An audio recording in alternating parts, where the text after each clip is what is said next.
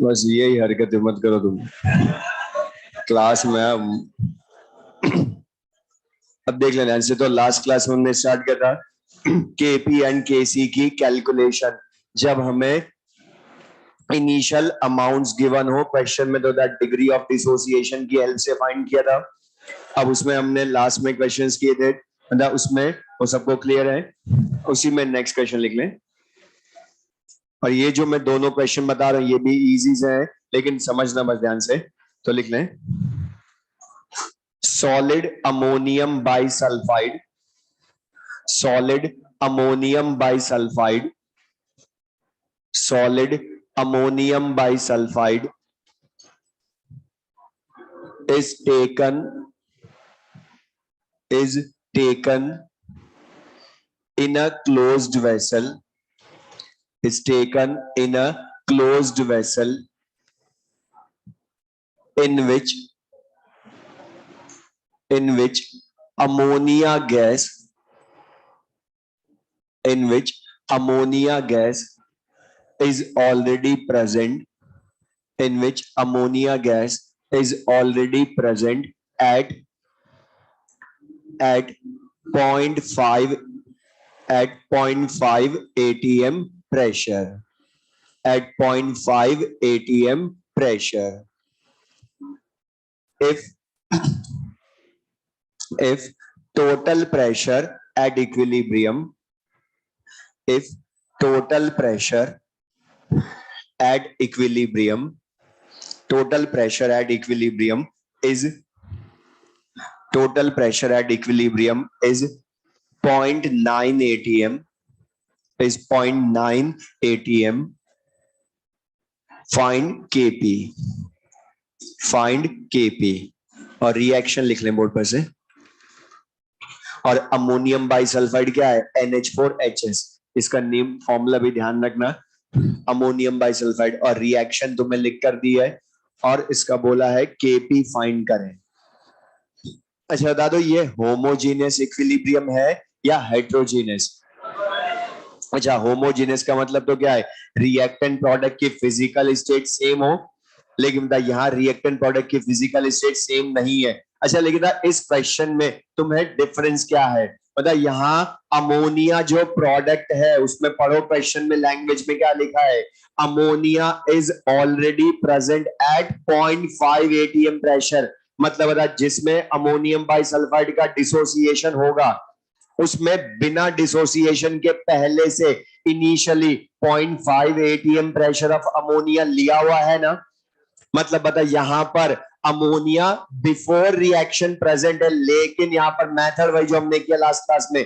बता, सबसे पहले इनिशियल, अच्छा टोटल प्रेशर और प्रेशर है, तो बता सबसे पहली चीज एट इक्विलिब्रियम और इनिशियली लिखोगे ना। लेकिन बता, ये रिएक्टेंट क्या है? सॉलिड। और बता, सॉलिड को कैलकुलेशन में यूज करते हैं क्या? तो बता, इसको डैश करो, मतलब रिएक्टेंट को यूज करना ही नहीं हमने, क्योंकि वो सॉलिड है। लेकिन बताओ, अमोनिया बिफोर रिएक्शन ऑलरेडी कितनी है? 0.5 ATM प्रेशर। अच्छा लेकिन जिस, ये ध्यान रखना, जिस प्रोडक्ट के लिए तुम्हें बोले बिफोर रिएक्शन लिया है उसी को लोगे, जिसके लिए ना बोले उसको जीरो मानोगे। तो H2S भी प्रोडक्ट है, लेकिन क्वेश्चन ने कुछ नहीं बोला वेसल में उसको पहले से लिया हुआ है, वो तो हमारी इच्छा है जिसको ले। तो H2S तो इनिशियली जीरो, देन मतलब वही एड इक्विलिब्रियम एक्स की टर्म में लिखोगे। अच्छा अमोनिया को क्या लिखूं बताओ, एक्स बढ़ेगा ना, और ये तो 0.5 या 0.5 प्लस एक्स एटीएम। अच्छा H2S जीरो में बढ़ेगा तो एक्स एटीएम। अब बता एक्स की वैल्यू कैसे लाओगे, और हमने बोल था जब भी इनिशियल प्रेशर का क्वेश्चन होगा हमेशा वो टोटल प्रेशर देकर ही एक्स लाएगा। तो बता टोटल प्रेशर लिख भी ले, क्या होता है, sum of partial pressures of all the gases only.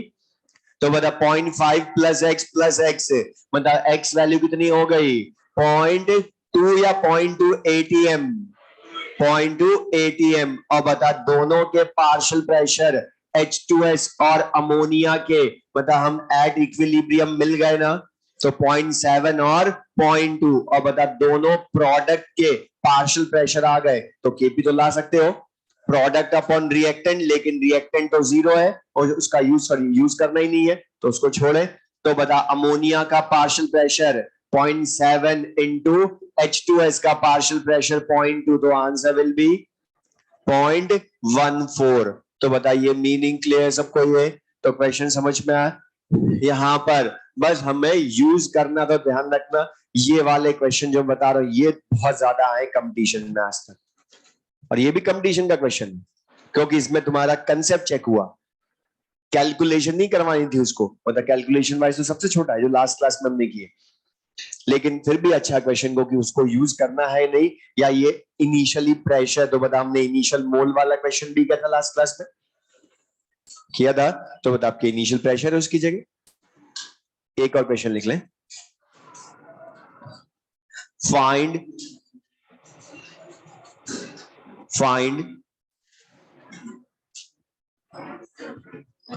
Total pressure, find total pressure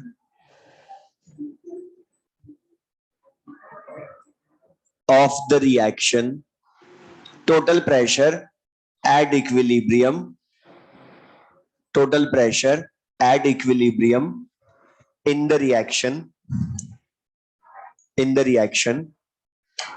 board पर लिख लें,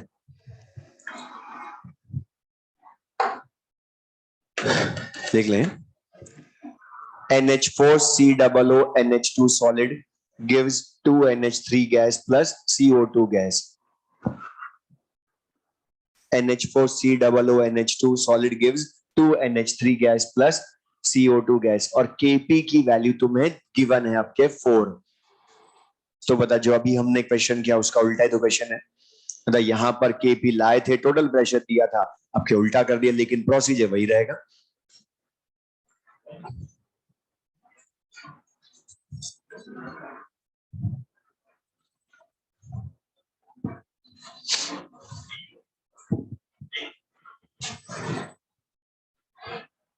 क्वेश्चन तो छोटा सा,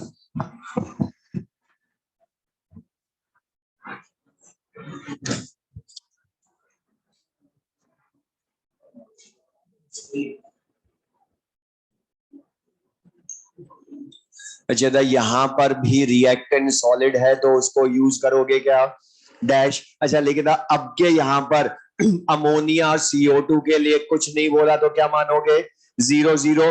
अच्छा लेकिन एट इक्विलिब्रियम अमोनिया को x लिखोगे या 2x ATM, और CO2 को x ATM लिखोगे। अच्छा बता x लाने के लिए अगर तुम्हें x मिल जाए तो इंडिविजुअल पार्शियल प्रेशर मिल जाएंगे, तो सम कर दोगे तो टोटल प्रेशर आ जाएगा, लेकिन मतलब पार्शियल प्रेशर या x लाने के लिए आपके तुम्हें क्या दे दिया, Kp।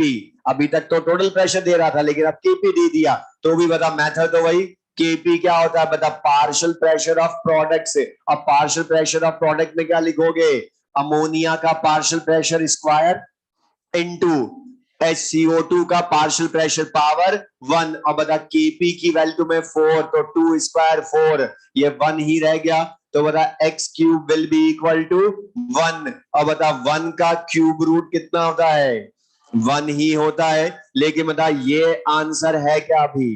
ये तो क्या है, एक्स की वैल्यू आई, और हमें तो क्या चाहिए, टोटल प्रेशर। तो उसके लिए बता इन दोनों के इंडिविजुअल प्रेशर मिल गए ना, 2 एटीएम और 1 एटीएम, और इनका सम कर दोगे तो बता टोटल प्रेशर आ जाएगा ना।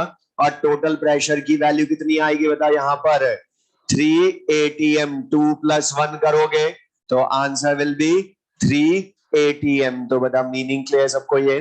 तो बता जितने तरह के क्वेश्चंस मैं पूछ सकता हूं मैंने सब बता दिए, चेंजेस मैंने कर दिए, और तुमने क्वेश्चंस कर भी लिए, सबको क्लियर है? और जो लास्ट क्लास में क्वेश्चंस दिए थे एक्सरसाइज के मॉड्यूल के वो कर लिए, वो कर लिए होंगे, तो ये बिल्कुल सिंपल से।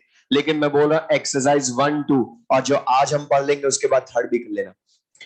लेकिन मतलब मेन चीज यहाँ पर ये क्वेश्चंस में मतलब जो केपी वाले क्वेश्चंस है उसमें हमने दो तरह के क्वेश्चंस कर लिए, जिसमें इनिशियल मोल भी गिवन थे या इनिशियल प्रेशर गिवन थे। तो बताइए मीनिंग क्लियर सबको ये? अब ये तो हमने पढ़ा न्यूमेरिकल पार्ट, इसका मेनली जो क्वेश्चन आता है।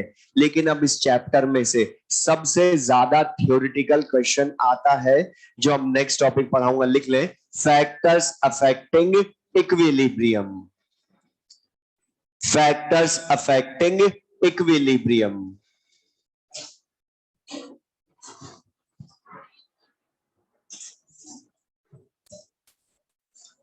Factors affecting equilibrium.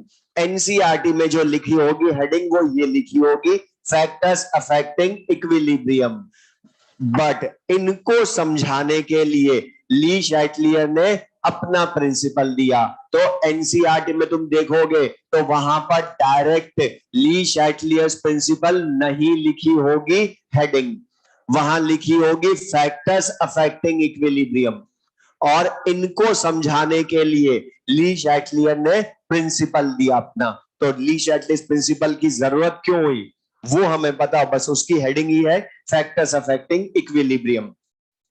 अब फैक्टर्स अफेक्टिंग इक्विलिब्रियम, इसका मीनिंग कि किन किन फैक्टर्स को चेंज करने पर इक्विलिब्रियम डिस्टर्ब होता है, किन किन फैक्टर्स को चेंज करने पर इक्विलिब्रियम डिस्टर्ब होता है। मतलब इक्विलिब्रियम बोलते थे, इक्विलिब्रियम फॉरवर्ड शिफ्ट होता है या बैकवर्ड शिफ्ट होता है। और सबसे पहली चीज इंपॉर्टेंट मतलब इसकी हेडिंग पढ़ो, फैक्टर्स अफेक्टिंग इक्विलिब्रियम कांस्टेंट लिखा है या ओनली इक्विलिब्रियम? क्योंकि इक्विलिब्रियम कांस्टेंट तो डिपेंड ओनली अपॉन टेम्परेचर, लेकिन इक्विलिब्रियम सब पर डिपेंड करता है। प्रेशर, कंसंट्रेशन, टेम्परेचर चेंज करूं, अब इसकी जरूरत क्या है पहले वो हमें पता हो। अच्छा, हमने कैरेक्टरिस्टिक्स में पढ़ा था कि at equilibrium concentration, pressure, temperature, all measurable properties do not change with time. क्यों? क्योंकि हमने बोला था कि किसी भी रिएक्शन की या प्रोसेस का इक्विलिब्रियम अगर आता है तो वो मोस्ट स्टेबल कंडीशन होती है उसकी। मोस्ट स्टेबल कंडीशन मतलब एक बार अगर इक्विलिब्रियम में आ गया कोई प्रोसेस तो उसकी टेंडेंसी होगी वो हमेशा इक्विलिब्रियम में रहे। अगर इक्विलिब्रियम डिस्टर्ब कर दिया हमने तो वो वापस इक्विलिब्रियम में आएगा। अगर हमने उसको डिस्टर्ब कर दिया तो, नहीं करा तो कोई फर्क नहीं पड़ेगा, लेकिन डिस्टर्ब कर दिया तो वो दोबारा से इक्विलिब्रियम में आएगा। उसकी टेंडेंसी है कि वो डिस्टर्ब हुआ तो वापस आएगा। इसलिए बता, तुम पढ़ते हो ना, इक्विलिब्रियम डिस्टर्ब होकर दोबारा से नया इक्विलिब्रियम स्टैब्लिश करता है। बोलो तो अब ये है क्या? ली शैटलियर प्रिंसिपल लिख लें। According to this principle, according to this principle, if a system if a system if a system at equilibrium, if a system at equilibrium is disturbed, if a system at equilibrium is disturbed, then the equilibrium then the equilibrium itself shifts in that direction itself shifts in that direction in which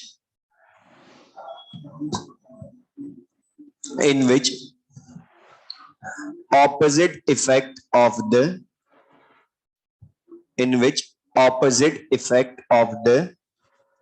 changed condition occurs. Opposite effect of the changed condition occurs until the new equilibrium is established. Until the new equilibrium is established. Until the new equilibrium is established.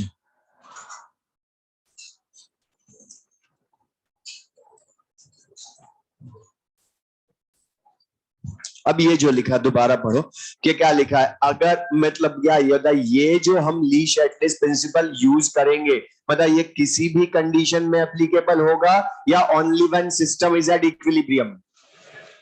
Only when system is at equilibrium. अगर वो equilibrium पर है और कोई condition change करते हैं और condition हम 4 तरह की चेंज कर सकते हैं. Concentration, pressure, temperature, addition of inert gas. इनका क्या इफेक्ट होगा वो हमने समझाना है. और सबसे सिंपल चीज किसी भी अब ये ऑपोजिट इफेक्ट हो उस डायरेक्शन में शिफ्ट होगा. इसका मतलब कि अगर मैं किसी प्रॉपर्टी को बढ़ा दूं तो इक्विलिब्रियम वहां शिफ्ट होगा जहां वो प्रॉपर्टी थोड़ा कम हो जाए, या अगर कम कर दूं तो वहां शिफ्ट होगा जहां वो थोड़ा बढ़ जाए. मतलब ऑपोजिट इफेक्ट वाली डायरेक्शन में. फॉरवर्ड बैकवर्ड से मतलब नहीं है, वो नहीं बोल रहा हूं मैं.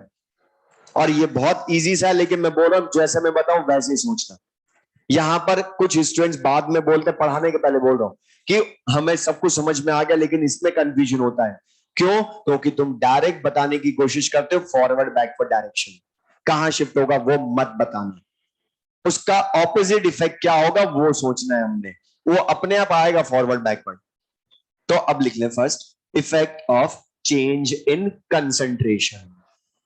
Effect of change in concentration मतलब कंसंट्रेशन चेंज करने का क्या इफेक्ट होगा वो मैं बता रहा हूं. तो लिख लें फर्स्ट, जैसे बोलूं effect of change in concentration. मैं अज्यूम कर रहा. अच्छा पहली चीज मतलब कंसंट्रेशन का इफेक्ट जो हमने अभी न्यूमेरिकल में करा. सबसे पहले मतलब फिजिकल स्टेट देखोगे ना.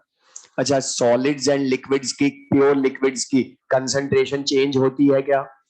तो बता, मैं अगर सॉलिड या प्योर लिक्विड को ऐड कर दूंगा उससे कंसंट्रेशन नहीं बदलेगी तो इक्विलिब्रियम पर कोई इफेक्ट आएगा क्या? तो यहां भी मेनली किसको देखना है? गैसेस को. तो अब जैसे बोलो सपोज ये कोई, सुनना बस ध्यान से मुझे बोलो, ये कोई रिएक्शन अभी इक्विलिब्रियम पर है तो रिएक्टेंट प्रोडक्ट इक्विलिब्रियम में है. अब मैं तुमसे बोलूं एट इक्विलिब्रियम मतलब कंसंट्रेशन इनकी वेरिएबल या कांस्टेंट. मतलब अभी at equilibrium her property constant है ना. अब मैं बोल रहा हूं हमने रिएक्टेंट कंसंट्रेशन बढ़ा दी. रिएक्टेंट कंसंट्रेशन बढ़ा दी तो इक्विलिब्रियम डिस्टर्ब होगा और वहां शिफ्ट होगा जहां रिएक्टेंट की कंसंट्रेशन थोड़ा कम हो जाए. तभी तो इसका ऑपोजिट इफेक्ट होगा ना. रिएक्टेंट बढ़ाई हमने इक्विलिब्रियम पर तो वहां शिफ्ट होगा जहां रिएक्टेंट थोड़ा कम हो जाए. और रिएक्टेंट कम होने की एक ही कंडीशन है कि वो प्रोडक्ट में बदलने लग जाए. तो बता, अगर रिएक्टेंट से प्रोडक्ट बनने लग गया तो अपने आप कम हो जाएगी ना इसकी कंसंट्रेशन. बोलो. तो बता, रिएक्टेंट की कंसंट्रेशन बढ़ाई तो इक्विलिब्रियम वहां शिफ्ट होगा जहां प्रोडक्ट की कंसंट्रेशन थोड़ा कम हो जाए. और कम होने के लिए बताओ कहां शिफ्ट होगा, या बैकवर्ड या फॉरवर्ड? तो बता, सबसे लास्ट में जाकर मैंने बोला फॉरवर्ड. पहले हमने सोचा इसका ऑपोजिट इफेक्ट क्या होगा. अब इसी तरह से इसका उल्टा सोचे हम. प्रोडक्ट की कंसंट्रेशन कम कर दूं तो प्रोडक्ट की कंसंट्रेशन कम की हमने तो वहां शिफ्ट होगा जहां प्रोडक्ट थोड़ा बढ़े. अब प्रोडक्ट बढ़ने की एक ही कंडीशन है कि वो खुद फॉर्म होने लग जाए, तभी तो बढ़ेगी ना बता उसकी कंसंट्रेशन. और प्रोडक्ट फॉर्म होगा तो फिर से कहां होएगा? फॉरवर्ड. तो सिंपल सा. तो बता, रिएक्टेंट बढ़ाने पर लिख ले या प्रोडक्ट कम करने पर equilibrium shifts in forward direction. Equilibrium shifts in forward direction. तो बता, अब जैसे मैंने समझाया वो बताना, फॉरवर्ड बैकवर्ड नहीं। अच्छा बताओ, रिएक्टेंट की कंसंट्रेशन कम होगी, अगर कम कर दूं तो बता वहां शिफ्ट होगा जहां रिएक्टेंट बढ़े, और बढ़ने के लिए उस रिएक्टेंट को ही फॉर्म करने लग जाओ, तो बता फॉरवर्ड या बैकवर्ड? तो बता अपने आप आएगा, हमें को रटना नहीं है। या इसकी जगह प्रोडक्ट की कंसंट्रेशन बढ़ा दे, प्रोडक्ट की कंसंट्रेशन बढ़ा दे, तो बता कहां शिफ्ट होगा? जहां प्रोडक्ट की कंसंट्रेशन थोड़ा कम हो जाए, और कम होने के लिए क्या हो? रिएक्टेंट बनने लग जाए उससे। तो मतलब बता फिर से कहां शिफ्ट होगा? इक्विलिब्रियम शिफ्ट्स इन बैकवर्ड डायरेक्शन। अच्छा, ये फॉरवर्ड डायरेक्शन में शिफ्ट हो रहा है या बैकवर्ड डायरेक्शन में शिफ्ट हो रहा है? ये कब तक शिफ्ट होते रहेंगे? जब तक कि इक्विलिब्रियम नया ना बन जाए। मतलब बता, पहले वाला इक्विलिब्रियम को ओल्ड इक्विलिब्रियम बोल दूं, जब दोबारा एस्टेब्लिश होगा तो उसको न्यू इक्विलिब्रियम बोल दूं? बोलो। तो बता, ओल्ड न्यू इक्विलिब्रियम बोलूं तो मीनिंग क्लियर है उसका कि before change old equilibrium, after change new equilibrium. अब तो बता, शॉर्ट में भी ध्यान रख सकते हो। तो बता कंक्लूजन कि रिएक्टेंट बढ़ाने पर या प्रोडक्ट कम करने पर कहां शिफ्ट होगा? रिएक्टेंट बढ़ाने पर या प्रोडक्ट कम करने पर फॉरवर्ड या बैकवर्ड? और प्रोडक्ट बढ़ाने पर या रिएक्टेंट कम करने पर बैकवर्ड। अब मैं इसमें क्वेश्चन कैसे पूछ सकता हूं तो लिख लेना एज इट इज बोर्ड पर से, और मैं क्या क्या क्वेश्चन पूछ सकता हूं वो भी मैं लिख रहा हूं।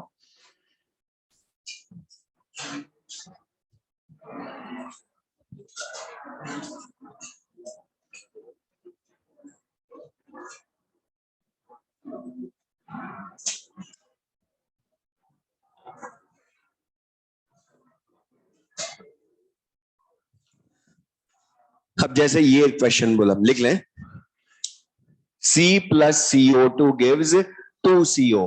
ये रिएक्शन है और तुम्हें बोला है एड इक्विलिब्रियम। मतलब बता, इक्विलिब्रियम था तब तो सबकी कंसंट्रेशन कांस्टेंट। अब मैंने बोला ओनली एक क्वेश्चन पूछेगा तीनों में से कोई। Add equilibrium, CO2 is added, CO2 को ऐड किया। तो बता CO2 को ऐड करा तो जिसको ऐड कर रहे हो सबसे पहले फिजिकल स्टेट चेक करना कि उसका इफेक्ट होगा भी या नहीं। अब बता ये क्या है?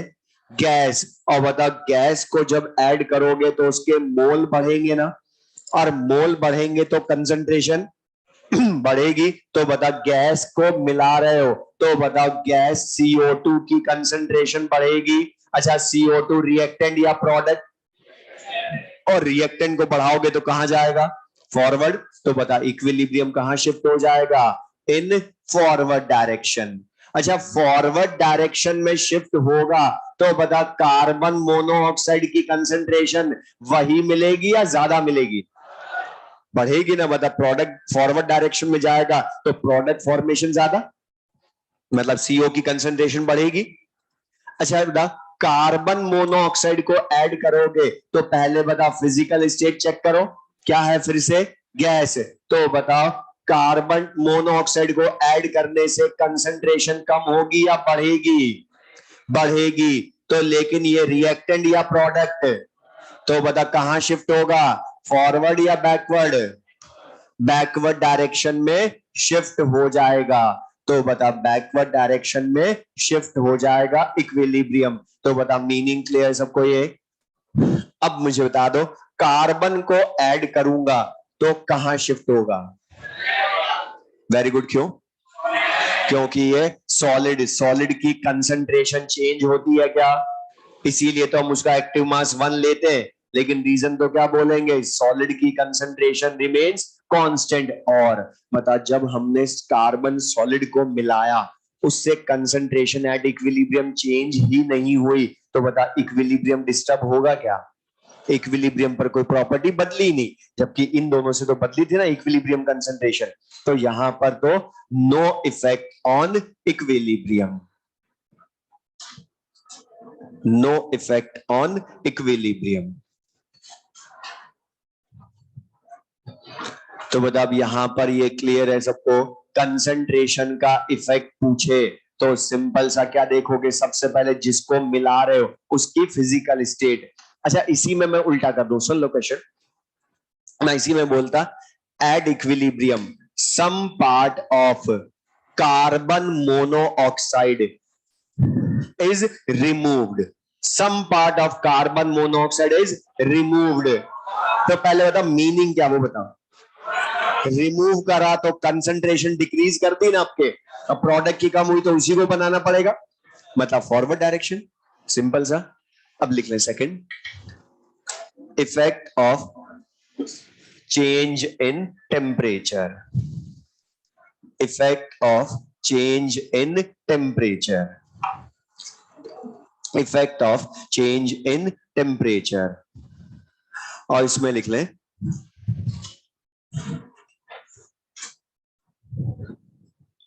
to predict the to predict the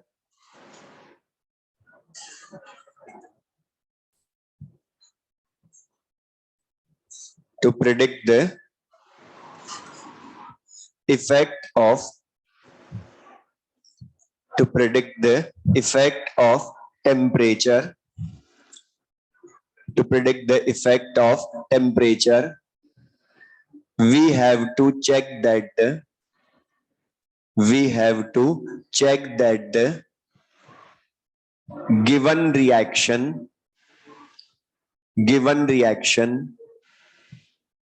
is endothermic or exothermic, given reaction is endothermic or exothermic, given reaction is endothermic और एक्सोथर्मिक। मतलब बताओ यहां भी इक्विलिब्रियम पर भी हमें टेम्परेचर का इफेक्ट प्रिडिक्ट करना है, तो सबसे पहले रिएक्शन एक्सो है या एंडोथर्मिक है वही चेक करेंगे। क्यों करेंगे भी समझाऊंगा। मतलब यही चीज हमने इक्विलिब्रियम कांस्टेंट पर टेम्परेचर का इफेक्ट पढ़ा था, तब भी यही बताया था कि एक्सो एंडो के लिए बताया था ना, इक्विलिब्रियम कांस्टेंट डायरेक्टली प्रोपोर्शनल या इनवर्सली प्रोपोर्शनल टेम्परेचर। तो एक्सो एंडो चेक करा था, वहां रीजन था साइन ऑफ डेल्टा चाहिए था। यहां क्यों देखते हैं उसको मैं समझाऊंगा, उसके पहले मीनिंग ये मैं स्टार्टिंग में बता चुका हूं, दोबारा बोल रहा हूं। अच्छा यहां पर कोई भी रिवर्सिबल रिएक्शन होती है तो बता बैकवर्ड फॉरवर्ड दोनों होती है ना, लेकिन मैं तुमसे बोलूं कोई, जैसे सपोज यही reaction is exothermic, this reaction is exothermic, तो इसका मीनिंग बताओ, फॉरवर्ड डायरेक्शन एक्सो मानोगे या बैकवर्ड। और ये हमने बोला कुछ डायरेक्शन ना बताए तो हमेशा फॉरवर्ड के रेस्पेक्ट में, तो ये ध्यान रखना एक्सो एंडो बोले अगर रिएक्शन रिवर्सिबल भी तो हमेशा फॉरवर्ड को एक्सो एंडो मानोगे, मतलब डेल्टा एच का साइन हमेशा फॉरवर्ड के रेस्पेक्ट में बताते हैं। इसलिए बताओ अब ये मैंने क्यों बोला कि ये रिएक्शन एक्सो है तो फॉरवर्ड एक्सो है। अदरवाइज कुछ स्टूडेंट जो ज्यादा सोच लेते हैं उनको क्या लगता है कि फॉरवर्ड एक्सो है तो हमने तो थर्मोडायनेमिक्स से पढ़ा बैकवर्ड एंडो होगी, फिर ये तो एक्सो एंडो दोनों है। लेकिन बता तुम्हें कोई भी रिवर्सिबल रिएक्शन हो पहले होती तो रिएक्टेंट से प्रोडक्ट की तरफ ही है ना, तो हमेशा डायरेक्शन कौन सी मानोगे, फॉरवर्ड, बैकवर्ड को नहीं सोचोगे उसमें। तो रिएक्शन एक्सोथर्मिक है मतलब फॉरवर्ड एक्सो है। अब जैसे मैं बोलूं इफ रिएक्शन इज एंडोथर्मिक, ये समझना ध्यान से कि ये reaction A gives B is endothermic, तो इसका मतलब क्या है, फॉरवर्ड रिएक्शन एंडोथर्मिक है, फॉरवर्ड रिएक्शन एंडोथर्मिक है। अब यहां पर हीट क्यों चेक करते हैं उसके पहले एक चीज, यहां पर सारी चीज समझाएगी अब थर्मोकेमिस्ट्री। जो वहां पर हमने एंडोथर्मिक एक्सोथर्मिक का मीनिंग पढ़ा और रिप्रेजेंटेशन कि तुम कैसे पहचानते हो कि रिएक्शन एक्सो एंडो वो बस। अच्छा बता, एंडोथर्मिक का मतलब रिएक्टेंट ज्यादा हीट एब्जॉर्ब करता है कम रिलीज करता है ना, मतलब नेट ज्यादा ओवरऑल ज्यादा हीट एब्जॉर्ब करते हैं रिएक्टेंट, और बता रिएक्टेंट नेट ज्यादा हीट एब्जॉर्ब करते हैं इसलिए ओवरऑल डेल्टा एच या हीट बता रिएक्टेंट साइड ऐड करते हो ना पहले, फिर इसको प्रोडक्ट साइड लेकर जाते तो माइनस डी हीट लिखते थे, लेकिन यहां पर कौन ज्यादा हीट एब्जॉर्ब करेगा तो बता उसके अकॉर्डिंग तो ये हमें समझाएगा। अब बता, अभी मैं तुमसे बोलूं ये रिएक्शन एट इक्विलिब्रियम है, मतलब ओल्ड इक्विलिब्रियम बोल दो उसको, अभी ये रिएक्शन एट इक्विलिब्रियम है। तो बता इक्विलिब्रियम का मतलब हर प्रॉपर्टी इसकी कांस्टेंट है, रिएक्टेंट प्रोडक्ट की कंसंट्रेशन भी कांस्टेंट है और हीट ऑफ द सिस्टम भी कांस्टेंट है। अभी हम टेम्परेचर चेंज नहीं कर रहे, अभी पहले मीनिंग बता रहा हूं इक्विलिब्रियम का कि हीट ऑफ द सिस्टम अभी कांस्टेंट है। अब मैं तुमसे बोलूं हमने इसका टेम्परेचर बढ़ाना है तो हम क्या बोलेंगे, हीटिंग करा हमने इसकी, मतलब टेम्परेचर बढ़ाना तो सिंपली क्या करूं, हीट कर दूं। तो सिंपल सा वो डायरेक्ट भी बोल देता है इंक्रीज इन टेम्परेचर या बोल देगा ऑन हीटिंग। तो ऑन हीटिंग बोले, बोर्ड पर देख ले, तो बता ऑन हीटिंग मैं बोलूं या टेम्परेचर इंक्रीज बोलूं, बात एक ही है। तो मुझे बता दो अगर मैं इस सिस्टम का टेम्परेचर बढ़ाऊंगा तो बता हीट ऑफ द सिस्टम वही रहेगी या बढ़ेगी, मतलब बता ओल्ड इक्विलिब्रियम पर जितनी हीट थी उससे ज्यादा हीट होगी ना टेम्परेचर बढ़ाने पर, बोलो। तो बता प्रॉपर्टी कौन सी चेंज हुई एट इक्विलिब्रियम, हीट। बता हीट तो पहले कांस्टेंट थी ना, लेकिन टेम्परेचर बढ़ाने से हीट ऑफ द सिस्टम कम हुई या बढ़ गई, और बता हीट बढ़ गई इक्विलिब्रियम वाली तो इक्विलिब्रियम डिस्टर्ब होगा, क्योंकि इक्विलिब्रियम की कंडीशन बदल दी ना तुमने। अब के कौन सी बदली, हीट, और हीट बदली कैसे, टेम्परेचर बढ़ाकर। तो बता इक्विलिब्रियम शिफ्ट होगा। अब ली शैटलियर काम आएगा, कहां जाएगा उसके लिए, तो बता हमने क्या बोला कि हीट बढ़ी है तो इसका ऑपोजिट इफेक्ट होना चाहिए। तो बता हीट बढ़ी है तो रिएक्शन या इक्विलिब्रियम उस डायरेक्शन में शिफ्ट होगा जहां हीट थोड़ा यूज हो जाए, मतलब यूज होगी तो अपने आप कम हो जाएगी ना। अब बता यूज होने के लिए इधर शिफ्ट हो, क्योंकि बता एंडोथर्मिक में ही तो एब्जॉर्ब होगी ना बढ़ी हुई हीट। अगर बता बैकवर्ड शिफ्ट हो गई तो वो तो एक्सो है, वो तो और रिलीज कर देगा हीट, फिर तो और बढ़ जाएगी हीट। तो बता किधर शिफ्ट होगा इक्विलिब्रियम, बैकवर्ड या फॉरवर्ड, बोलो। फॉरवर्ड शिफ्ट हो जाएगा, मतलब equilibrium shifts in forward direction. ये समझ में आया सबको ये, क्योंकि अब फॉरवर्ड ही शिफ्ट क्यों हुआ, बिकॉज बता टेम्परेचर बढ़ाओगे हीट बढ़ेगी, हीट बढ़ेगी तो इक्विलिब्रियम वहां शिफ्ट होगा जहां हीट कैन बी यूज्ड मतलब वो एब्जॉर्ब हो जाए बढ़ी हुई हीट, और एब्जॉर्ब तो किसमें होती है, एंडोथर्मिक डायरेक्शन में, इसलिए फॉरवर्ड चला गया वो। या सिंपल सा एक चीज बोल रहा हूं, आंसर लाने के लिए बता रहा हूं मैं कि जो मैं बोल रहा हूं वैसे तो वो रॉन्ग है, लेकिन हमें आंसर आएगा। मतलब यहां पर इस हीट को मैं अभी रिएक्टेंट मान लू, है नहीं रिएक्टेंट, रिएक्टेंट तो ए ही है, लेकिन मान ले क्योंकि रिएक्टेंट साइड ऐड करी ना हमने तो रिएक्टेंट है। तो बता टेम्परेचर बढ़ाओगे तो हीट बढ़ी ना, मतलब किसको बढ़ाया तुमने, रिएक्टेंट को, और रिएक्टेंट बढ़ाया तो कहां जाएगा, सिंपल सा। तो मीनिंग क्लियर सबको ये, तो रिप्रेजेंटेशन ही हमारा आंसर लाएगा, मीनिंग क्लियर सबको ये।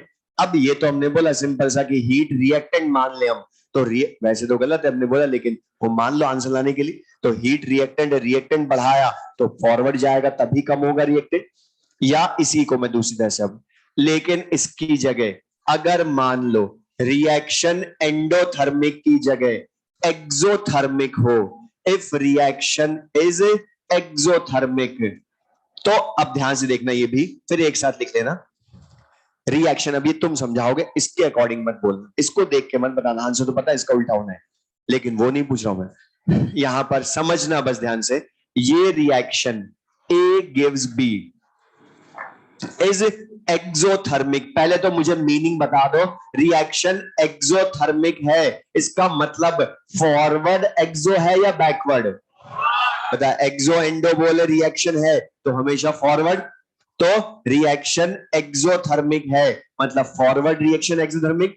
अच्छा बताओ एक्सोथर्मिक में हीट ज्यादा एब्जॉर्ब होती है, नेट ज्यादा रिलीज होती है, और रिलीज होती है तो बता रिएक्टेंट में से हीट ऐड होगी या सब्ट्रैक्ट, लेकिन मतलब प्रोडक्ट साइड लिखोगे तो ऐड हो जाएगी। तो बता अब यहां मुझे बता दो हीट रिएक्टेंट हुई या प्रोडक्ट। अब टेम्परेचर बढ़ाएंगे हम, तो बताओ टेम्परेचर बढ़ाऊंगा तो हीट ऑफ द सिस्टम कम होगी आपके या बढ़ेगी? और बता, बढ़ेगी तो इक्विलिब्रियम डिस्टर्ब और वहां शिफ्ट होगा एग्जैक्टली तो जहां हीट कैन बी यूज्ड। तो बता आपके फॉरवर्ड या बैकवर्ड है? क्योंकि बता बैकवर्ड ही तो है एंडोथर्मिक तो बैकवर्ड है, और बैकवर्ड है तो कहां शिफ्ट हो जाएगा? बैकवर्ड। एंडोथर्मिक में तो यूज होगी ना, बता फॉरवर्ड चला गया तो और रिलीज कर देगा वो हीट, या सिंपल सा प्रोडक्ट को बढ़ा रहे हो ना तो कहां जाएगा? बैकवर्ड। लिख लो। तो इक्विलिब्रियम शिफ्ट्स इन बैकवर्ड डायरेक्शन।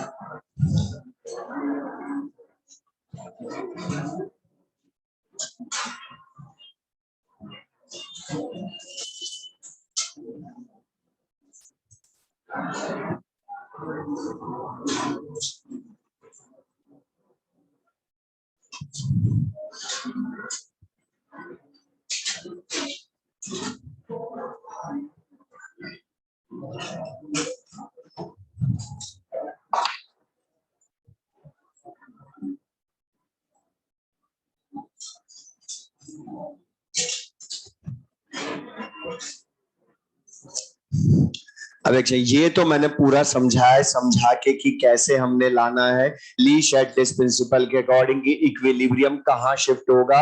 उसके लिए सबसे पहले बताओ क्या चेक करना पड़ेगा कि रिएक्शन एंडोथर्मिक है या एक्सोथर्मिक है, तभी तो बता कंक्लूजन के अकॉर्डिंग ला पाए। लेकिन बता ऑब्जेक्टिव में अगर हमने इतना सारा करा तो बहुत टाइम लग जाएगा। तो यहां पर हम जब भी कोई टॉपिक पढ़ेंगे उसका शॉर्ट में कंक्लूजन जरूर पढ़ेंगे फैक्टर का, और ये कंक्लूजन तुम्हें याद है तो ही हम सारे थियोरेटिकल क्वेश्चन कर लेंगे। अब कैसे? बोर्ड पर देखो जो हमने लिखा अभी फर्स्ट वाला, बोर्ड पर देख ले, फिर लिख भी लेना एक साथ जब मैं बोला टेम्परेचर बढ़ाने पर। ध्यान से देखना मैंने क्या लिखा है, इक्विलिब्रियम ऑलवेज ऑलवेज शिफ्ट होता है इन एंडोथर्मिक डायरेक्शन। ऑलवेज शिफ्ट होता है एंडोथर्मिक डायरेक्शन। रिएक्शन नहीं लिखा है, एंडोथर्मिक डायरेक्शन में चेक कर। अगर रिएक्शन एंडोथर्मिक थी तो टेम्परेचर बढ़ाने पर फॉरवर्ड डायरेक्शन में गया। मैंने बोला ये कभी याद मत रखना वरना यही रॉन्ग करवाएंगे तुम्हारा क्वेश्चन। मैंने बोला ही नहीं, वहां पर लिखा ही नहीं है फॉरवर्ड बैकवर्ड। टेम्परेचर बढ़ाने पर कहां गया? फॉरवर्ड। अच्छा फॉरवर्ड ही क्यों गया? कि बढ़ी हुई हीट यूज किसमें होती है? Endothermic direction. ये एंडोथर्मिक डायरेक्शन ही यहां फॉरवर्ड थी। एक्सोथर्मिक में बैकवर्ड गया ना, क्यों गया? बता, वही तो एंडोथर्मिक डायरेक्शन थी। तो बता पहली चीज तो एंडोथर्मिक डायरेक्शन का मतलब क्या है? फॉरवर्ड या बैकवर्ड, या ये कुछ भी हो सकती है। तो बस ये याद रखो ना सिंपल कि टेम्परेचर बढ़ाने पर एंडोथर्मिक डायरेक्शन में, डायरेक्शन बोल रहा हूं लेकिन फॉरवर्ड बैकवर्ड तो मैंने बोला वो वही रॉन्ग करवाते हैं हमारा क्वेश्चन। तो ये ध्यान रखो सिंपल सा, आप तुम ये तो ढूंढ लोगे कि फॉरवर्ड अगर एंडो है तो बैकवर्ड एक्सो, या फॉरवर्ड एक्सो तो बैकवर्ड एंडो। तो एंडोथर्मिक डायरेक्शन जो हो उधर शिफ्ट कर देना टेम्परेचर बढ़ाने पर। अच्छा बता, टेम्परेचर बढ़ाने पर जब एंडोथर्मिक डायरेक्शन में गया तो आंसर तो बताए, कम करने पर कहां जाएगा? एक्सोथर्मिक डायरेक्शन में क्यों जाएगा ये भी समझा रहा हूं, इसको देखकर नहीं, जो हमने पढ़ा उसके अकॉर्डिंग। बोर्ड पर देख लो। अच्छा, टेम्परेचर बढ़ाने की जगह अगर बता मैं कूलिंग कर दूं, हीटिंग की जगह ऑन कूलिंग बोलूं, तो बता कूलिंग का मतलब टेम्परेचर कम करूंगा। तो ध्यान से देखना एक बार और, टेम्परेचर कम करूंगा तो बता हीट ऑफ द सिस्टम अब बढ़ेगी या कम होगी। और बता हीट कम होगी तो फिर डिस्टर्ब इक्विलिब्रियम, और ली शेडले काम आएगा। वो क्या बोलता है कि जो चीज कम हुई इक्विलिब्रियम पर वो बढ़ेगी। तो बता हीट यहां पर अब रिएक्टेंट है ना एंडो में, और रिएक्टेंट की हीट, रिएक्टेंट कम हुआ तो कहां शिफ्ट होगा, जहां रिएक्टेंट बढ़े। मतलब बता बैकवर्ड या फॉरवर्ड, और बैकवर्ड कौन सी है बता। बैकवर्ड शिफ्ट हो, या यहां पर देखो फिर से टेम्परेचर कम करूंगा तो हीट कम, मतलब प्रोडक्ट कम, प्रोडक्ट कम तो किधर जाएगा, उसकी तरफ। तो आंसर एक्सोथर्मिक डायरेक्शन। तो वो ध्यान रखेंगे ना, हम सिंपल सा कंक्लूजन लिख लेंगे। लिख लिया। तो बता टेम्परेचर का कंक्लूजन जो क्वेश्चन में हमने काम में लेना, कितना भी अच्छा कर दूं मैं, इसी से यूज करना हमारे सारे क्वेश्चन। ये तो समझाने के लिए था, बता तुम समझ गए। अब तो टेम्परेचर बढ़ाने पर इक्विलिब्रियम शिफ्ट्स इन एंडोथर्मिक डायरेक्शन, या टेम्परेचर डिक्रीज करने पर इन एक्सोथर्मिक डायरेक्शन। अब जैसे ये क्वेश्चन है कि 2SO3 gives 2SO2 plus O2, इसमें हमसे पूछा है एट इक्विलिब्रियम। अच्छा, पहली चीज तो टेम्परेचर का इफेक्ट बताएं। मैंने ये बोला ही नहीं कि टेम्परेचर इंक्रीज कर रहा हूं या डिक्रीज कर रहा हूं, लेकिन आंसर दोनों के हैं। तो कौन सा टिक करके आओगे, इंक्रीज, आईयूपीएसी अजम्पशन। तो बता यहां पर अब मैंने बोला टेम्परेचर इंक्रीज किया एट इक्विलिब्रियम, तो सुनना ध्यान से जो मैं बोल रहा हूं, कभी भी डायरेक्ट फॉरवर्ड बैकवर्ड मत बोलना, पहले कंक्लूजन लिखना पेपर पे, मन में मत रखना। ओके, ये आधों को क्वेश्चन रॉन्ग क्यों होते हैं, गुंगू लगता है थियोटिकल है तो बिना पेन चला कर ले, और फिर आधी चीजें मन में रह जाती है। और लिख के करोगे तो बताइए क्लास में याद होंगे कंक्लूजन जो हमने पढ़े सारे। तो टेम्परेचर इंक्रीज का कंक्लूजन, इक्विलिब्रियम कहां शिफ्ट होता है, एंडोथर्मिक डायरेक्शन में। अब एंडोथर्मिक डायरेक्शन ढूंढो। अच्छा, यहां पर आधे क्वेश्चंस में वो खुद बताएगा कि गिवन रिएक्शन एक्सो है या एंडो है, और बचे हुए आधे में रिप्रेजेंटेशन लिखेगा, और बचे हुए आधे में कुछ नहीं लिखेगा। वो तुम्हें ढूंढना है थर्मोडायनेमिक्स से। मतलब हमने, और यहां पर सबसे जब ना लिख कर दे दो ही काम आनी है, dissociation reactions generally endothermic, formation reactions generally exothermic, लेकिन एक्सेप्शंस का ध्यान रखना। N2 plus O2 gives 2NO, formation है लेकिन फिर भी एंडोथर्मिक होती है, वही वाला एक एक्सेप्शन सबसे ज्यादा मिलेगा यहां पर। तो अब बता यहां पर, लेकिन ये तो एक्सेप्शन है ही नहीं ना, तो लेकिन हो तो डिसोसिएशन ही रहा है ना इसका। तो बता डिसोसिएशन जनरली एंडोथर्मिक, और एंडोथर्मिक का मतलब फॉरवर्ड रिएक्शन एंडोथर्मिक हुई ना। तो हमारे ली शैटलियर के अकॉर्डिंग टेम्परेचर बढ़ाने पर एंडोथर्मिक डायरेक्शन में, क्वेश्चन के अकॉर्डिंग फॉरवर्ड डायरेक्शन है एंडोथर्मिक, इसलिए कहां शिफ्ट हो जाएगा इक्विलिब्रियम, इन फॉरवर्ड डायरेक्शन। लिख लें तो बता कहां शिफ्ट हो जाएगा इक्विलिब्रियम, इन फॉरवर्ड डायरेक्शन। अच्छा बता फॉरवर्ड डायरेक्शन में जब शिफ्ट होगा तो SO3 का डिसोसिएशन ज्यादा होगा ना, और जब न्यू इक्विलिब्रियम आएगा, ध्यान से बताना, न्यू इक्विलिब्रियम पर SO2 और O2 की कंसंट्रेशन, कंसंट्रेशन ओल्ड इक्विलिब्रियम वाली मिलेगी या ज्यादा मिलेगी, क्योंकि बताइए टूटेगा तो ज्यादा बनेंगे ना, और SO3 की ये कम होगा तभी तो वो बढ़ेंगे। तो बता यहां पर क्या होगा, SO3 की कंसंट्रेशन, SO2 और O2 की कंसंट्रेशन बढ़ेगी, बट SO3 की कंसंट्रेशन कम होगी। तो मुझे एक चीज बता दे, यहां पर अभी in the dissociation of SO3 more formation of products की फेवरेबल कंडीशन क्या है, लो टेम्परेचर या हाई टेम्परेचर। हाई टेम्परेचर पर इसका प्रोडक्ट ज्यादा बनेगा तो फेवरेबल कंडीशन हो गई ना। अब इसका थोड़ा सा चेंज, लेकिन करना ऐसे कंक्लूजन लिखकर। मैं क्यों बोल रहा हूं, क्योंकि थोड़ा सा ज्यादा अच्छा क्वेश्चन, लेकिन है वैसे ही करना। लिख लें, एज इट इज लिख लेना जो मैं लिख रहा हूं बोर्ड पर से।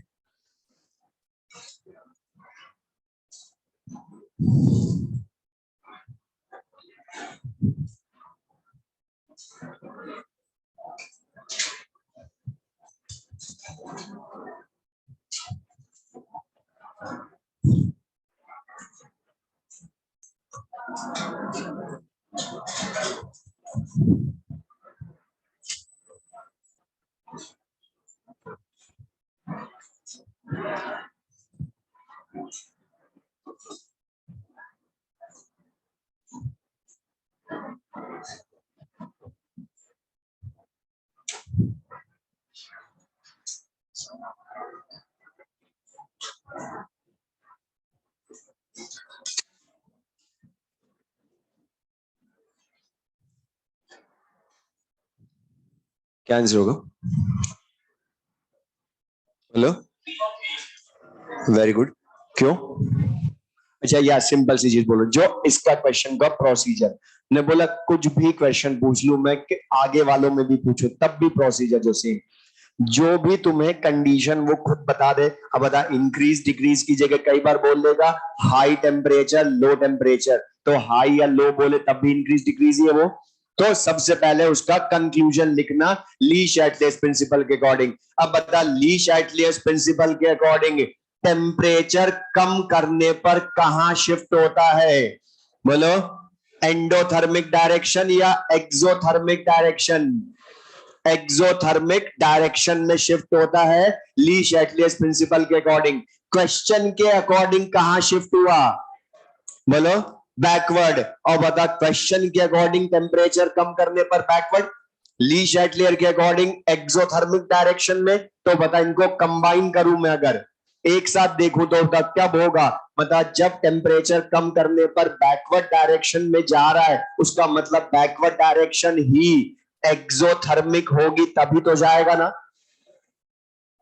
बोलो, मतलब यहां पर भी वही चीज करी, टेम्परेचर का कंक्लूजन, यहां भी वही लिखा ली शैटलियर के अकॉर्डिंग कंक्लूजन, लेकिन क्वेश्चन ने बोला कि टेम्परेचर बढ़ाने कम करने पर ये बैकवर्ड जाता है, लेकिन ली शैटलियर के अकॉर्डिंग कहां जाता है? एक्सोथर्मिक डायरेक्शन में, मतलब बैकवर्ड ही एक्सोथर्मिक होगी और बैकवर्ड एक्सोथर्मिक होगी। लेकिन मैं बार बार समझा रहा था कि रिएक्शन एंडो एक्सो, अगर मतलब डेल्टा एच का साइन बताऊंगा तो कभी भी बैकवर्ड के अकॉर्डिंग नहीं बताओगे, वो लिखेगा नहीं, वो अंडरस्टूड है। तो बता, फॉरवर्ड एंडो हुई ना, और डेल्टा एच का साइन तो फॉरवर्ड को देख के बताओगे, तो आंसर विल बी सेकंड। वरना फर्स्ट ऑप्शन सबसे पहले लिखा यही एक्सो वाला, लेकिन वो आंसर नहीं हुआ, सेकंड हुआ। क्यों? क्योंकि रिएक्शन का नेचर फॉरवर्ड के अकॉर्डिंग बताते हैं, ना कि बैकवर्ड के अकॉर्डिंग। तो बताइए, मीनिंग क्लियर सबको?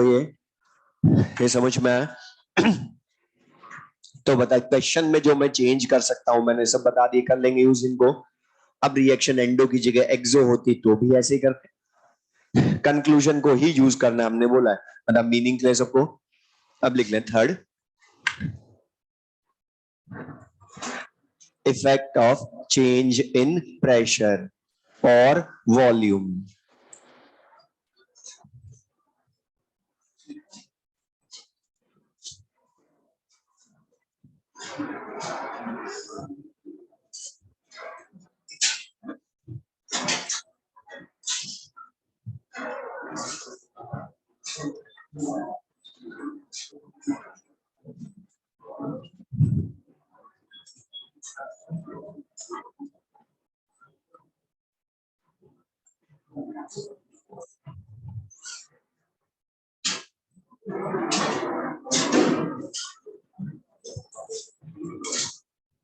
अब देख लें इसे, इसको समझने से, effect of change in pressure और वॉल्यूम, इसका मीनिंग कि हम प्रेशर चेंज करेंगे। तो मतलब प्रेशर का इफेक्ट सॉलिड्स एंड लिक्विड्स पर होता है या only on gases?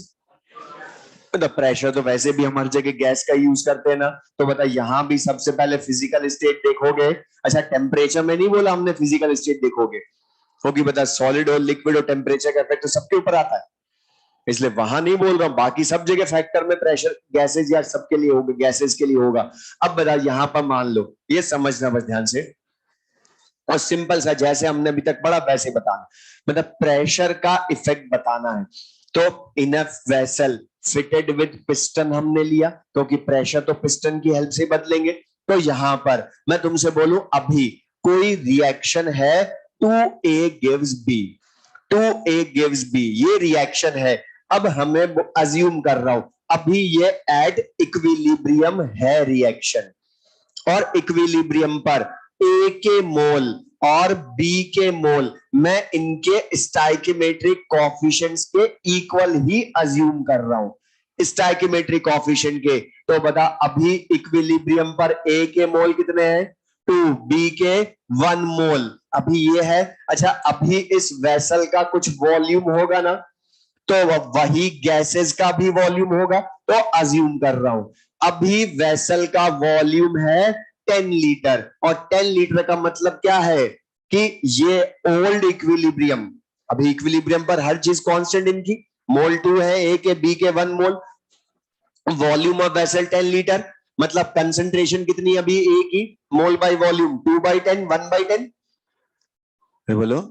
Concentration at equilibrium मतलब ओल्ड इक्विलिब्रियम 10 लीटर वेसल में स्टैब्लिश्ड है।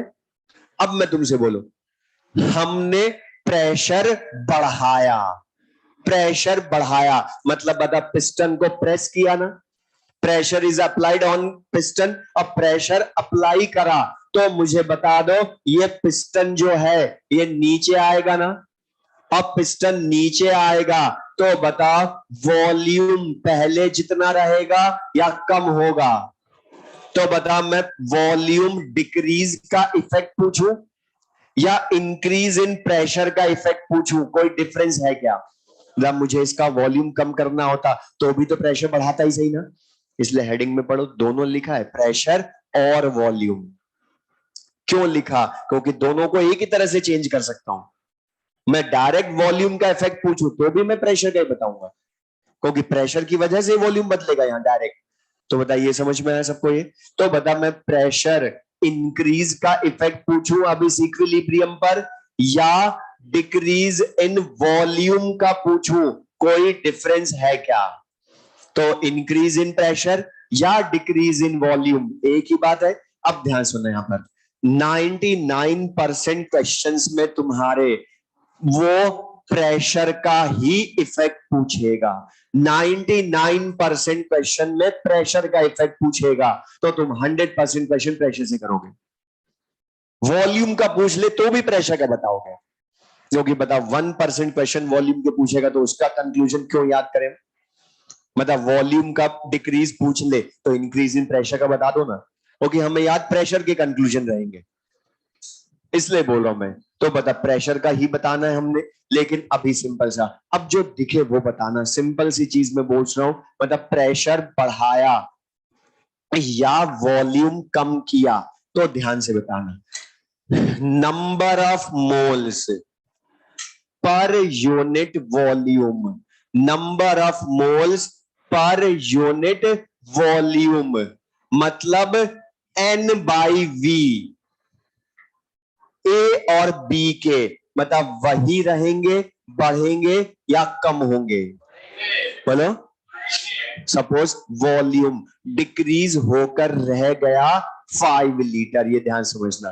तो मतलब प्रेशर बढ़ाया, तो बढ़ाने के पहले 10 लीटर वेसल में इक्विलिब्रियम था, अब मैंने प्रेशर बढ़ा दिया तो वॉल्यूम पिस्टन नीचे आया, 5 लीटर रह गया, मतलब बताओ जब नया इक्विलिब्रियम स्टैब्लिश होगा तो वो 5 लीटर वेसल में स्टैब्लिश्ड होगा ना, तभी तो डिक्रीज इन वॉल्यूम का इफेक्ट पता चलेगा या इंक्रीज इन प्रेशर का पता चलेगा। मतलब वॉल्यूम अब 5 लीटर है, तो मुझे बताओ number of moles per unit volume वही रहे या कम हुए या बढ़ गए? मतलब पहले 2/10 1/10 थे ना, अब क्या हो गए 2/5 1/5, और वॉल्यूम आधा हुआ तो ये डबल मतलब बढ़ गए ना। तो बता, mole number of per unit volume mole से कम हुए या बढ़ गए? बढ़ गए। और बता, बढ़ गए तो ली शैटलियर काम आएगा, क्योंकि इक्विलिब्रियम कंसंट्रेशन बदल गई इनकी। एन बाई वी कंसंट्रेशन भी तो बोल सकता हूं ना। तो बता number of moles per unit volume बढ़ गए तो ली शैटलियर काम आएगा। और वो क्या बोलता है कि जो भी प्रॉपर्टी की वजह से इक्विलिब्रियम डिस्टर्ब हुआ उसी का ऑपोजिट इफेक्ट करना है हमने। तो बता एन बाई वी बढ़ गए तो इक्विलिब्रियम वहां शिफ्ट होगा जहां एन बाई वी की वैल्यू बता बढ़े या कम हो। कम हो। अब कम होने के लिए मुझे बता दो क्या V वापस से चेंज हो सकता है क्या? बता वापस बढ़ गया तो प्रेशर कम हो जाएगा ना। फिर इफेक्ट कहां पता चला उसका? तो बता अभी तो हमने बोला था ना नया इक्विलिब्रियम तो 5 लीटर वेसल में ही होगा स्टैब्लिश, तभी तो पता चलेगा डिक्रीज इन वॉल्यूम का इफेक्ट। तो बता अब V तो चेंज हो नहीं सकता लेकिन N बाई वी को तो कम होना है, ली शेटले ने बोला था। तो बता कम होगा तो किसको कम होना पड़ेगा?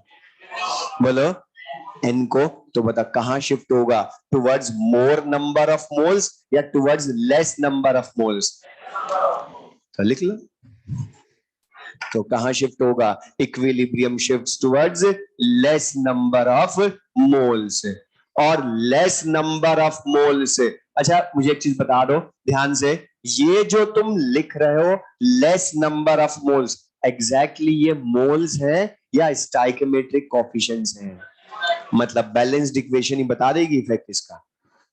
लेस नंबर ऑफ मोल्स की जगह लेस स्टाइकोमेट्रिक कोफिशिएंट्स की तरफ शिफ्ट होगा। तो लेस स्टाइकोमेट्रिक कोफिशिएंट की तरफ।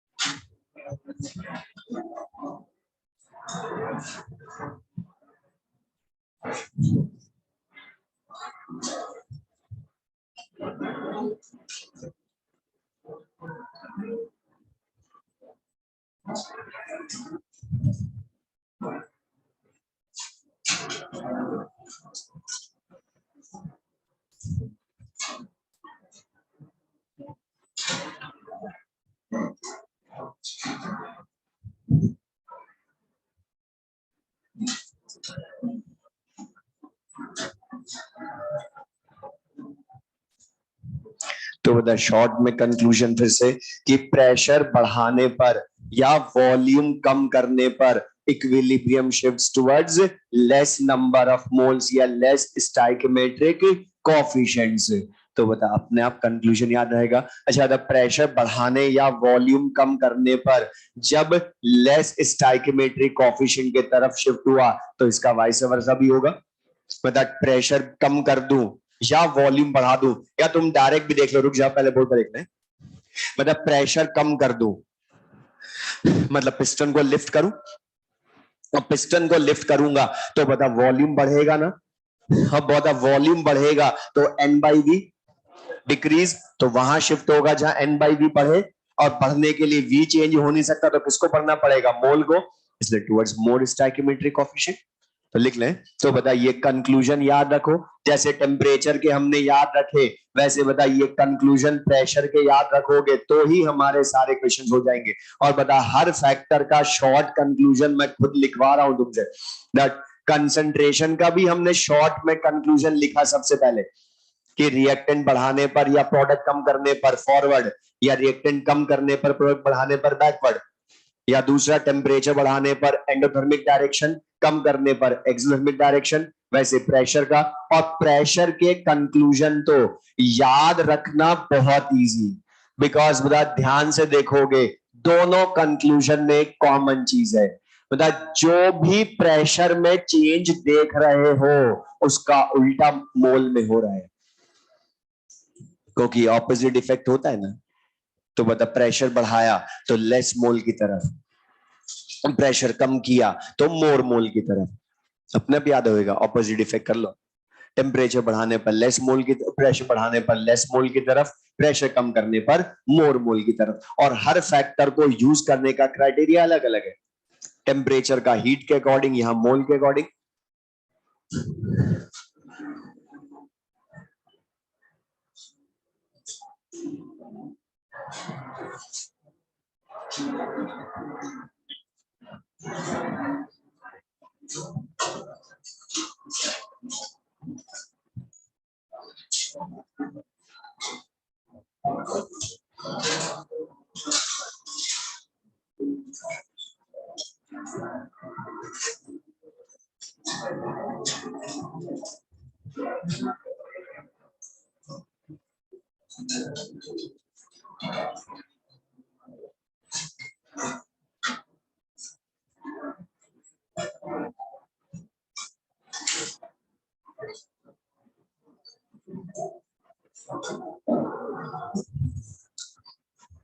तो बताइए शॉर्ट में कंक्लूजन।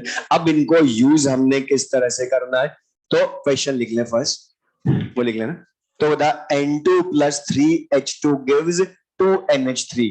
हमने बोला इक्विलिब्रियम पर प्रेशर इंक्रीज किया, आंसर से मतलब नहीं है, पहले कंक्लूजन लिखे हम। जैसे टेम्परेचर का लिखा था एक्सो एंडोथर्मिक डायरेक्शन, वैसे यहां पर भी करो कि प्रेशर बढ़ाया तो बता towards less stoichiometric coefficient shift होगा ना। तो पहले वो कंक्लूजन लिखो तो अपने आप समझ में आएगा। अच्छा बताओ लेस स्टाइकियोमेट्रिक कोएफिशिएंट मतलब मोल चेक करने पड़ेंगे ना। अच्छा बताओ रिएक्टेंट के टोटल मोल कितने, अच्छा सॉलिड लिक्विड सबके मोल चेक करोगे ओनली गैसेस के। तो बता रिएक्टेंट्स के टोटल कितने हैं 4 मोल और प्रोडक्ट्स के 2 मोल्स। तो बता बैकवर्ड या फॉरवर्ड, बोलो।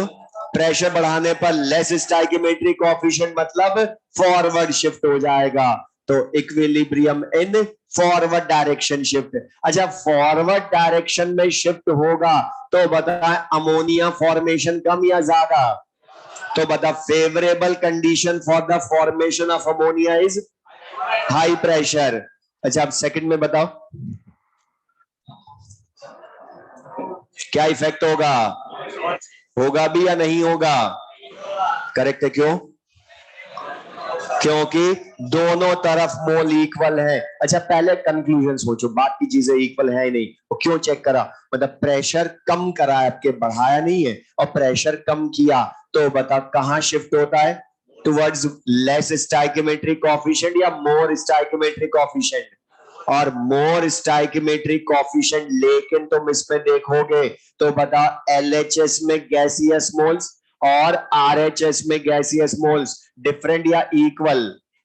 और बता दोनों साइड इक्वल है तो डेल्टा एन जी की वैल्यू 0, क्योंकि बता दोनों side number of moles different या इक्वल। बता रिएक्टेंट साइड भी गैसियस मोल्स कितने हैं 2, प्रोडक्ट साइड भी 2 मोल्स हैं। तो बता मोल्स इक्वल तो डेल्टा एन जी की वैल्यू 0। और बता डेल्टा एन जी की वैल्यू 0 हो गई तो बता जब कंसन किसी भी साइड स्टाइकियोमेट्रिक कोएफिशिएंट ज्यादा है ही नहीं तो कहीं शिफ्ट होगा क्या इक्विलिब्रियम। तो no effect on equilibrium.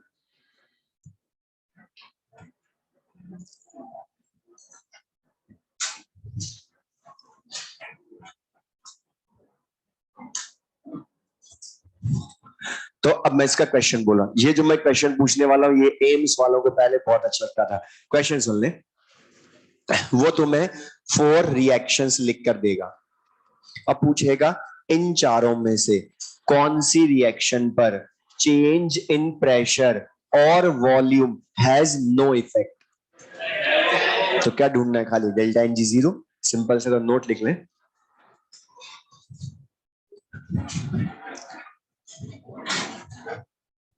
Note लिख लें,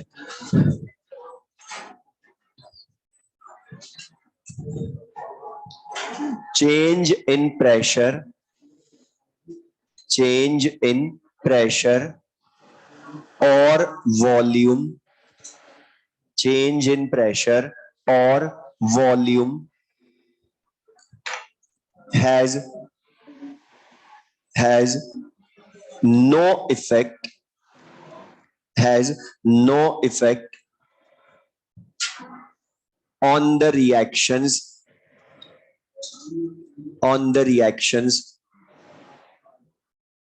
having delta Ng equals to 0. On the reactions having delta Ng equals to 0. On the reactions having delta Ng equals to 0. तो बताइए क्लियर सबको? तो बता प्रेशर और वॉल्यूम का इफेक्ट मेनली किस पर होता है? डेल्टा Ng पॉजिटिव और नेगेटिव पर वाले रिएक्शंस का, क्योंकि डेल्टा Ng पॉजिटिव नेगेटिव में तो बता मोल अलग अलग होंगे ना. तो लिख ले नेक्स्ट क्वेश्चन ये का.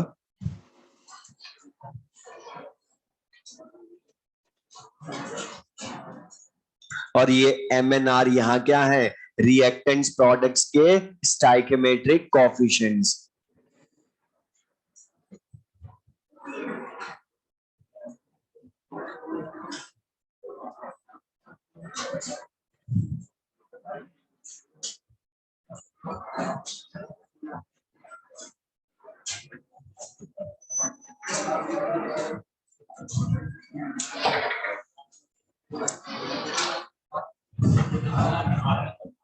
हेलो, फर्स्ट सेकंड थर्ड कौन सा? अच्छा सिंपल सा. तुम तो जैसे अभी हमने टेम्परेचर में ऐसा क्वेश्चन किया वैसे के वैसे देखो तुम तो सिंपल सा. और ये डायरेक्ट मत कर लेना कि इधर 2 दिख रहे हैं तो यही ज्यादा होंगे. तो सिंपल सा बोलो यहाँ पर. और ये MnR जो है यहाँ पर R प्रोडक्ट का कोएफिशिएंट है, लिखा है ना. तो प्रोडक्ट का कोएफिशिएंट है R. अब यहाँ पर सुनना ध्यान से, बता क्वेश्चन मेथड भाई. प्रेशर कम करने पर कहां शिफ्ट हुआ? Forward direction. लेकिन ये तो क्वेश्चन के अकॉर्डिंग, थ्योरी के अकॉर्डिंग या ली शैटलियर्स प्रिंसिपल के अकॉर्डिंग प्रेशर कम करने पर मतलब कहां शिफ्ट होता है? टुवर्ड्स लेस स्टाइकियोमेट्रिक कोएफिशिएंट्स या मोर स्टाइकियोमेट्रिक कोएफिशिएंट्स. अब बता, हर क्वेश्चन में कंक्लूजन लिख कर रहा हूं, डायरेक्ट एक भी नहीं करा. क्यों? क्योंकि वरना तुम प्रोसीजर बदलोगे हर बार, जबकि बदलने की जरूरत ही नहीं है. चाहे वो डायरेक्शन खुद दे दे या हमसे पूछ ले तो भी एक ही तरीका. अब बता, क्वेश्चन के अकॉर्डिंग प्रेशर कम करने पर फॉरवर्ड जाता है, ली शैटलियर्स के अकॉर्डिंग मोर स्टाइकियोमेट्रिक कोएफिशिएंट की तरफ जाना चाहिए. मतलब बता, फॉरवर्ड डायरेक्शन में ही स्टाइकियोमेट्रिक कोएफिशिएंट ज्यादा होंगे. फिर मतलब बता, जो स्मॉल r प्रोडक्ट का कोएफिशिएंट है उसी की वैल्यू m+n से ज्यादा होगी. मतलब आंसर थर्ड. तो बता, अब हमने जो प्रेशर वाला क्वेश्चन किया इस तरह का डायरेक्शन बेस्ड, और हमने टेम्परेचर में भी किया ना डेल्टा H वाला बेस्ड, बता उनको कंबाइन करके भी क्वेश्चन पूछ सकता हूं. और ये ध्यान रखना, अगर किसी क्वेश्चन में टेम्परेचर और प्रेशर का इफेक्ट एक साथ पूछे तो दोनों को अलग अलग ही बताओगे, क्योंकि बता टेम्परेचर डेल्टा H के अकॉर्डिंग है और प्रेशर मोल के अकॉर्डिंग है. तो दोनों को अलग अलग लाकर मतलब एक क्वेश्चन में 2 क्वेश्चन पूछ ले फिर उसमें. तो बता मीनिंग क्लियर सबको? लिख लें. Fourth, effect of catalyst. Effect of catalyst. Effect of catalyst.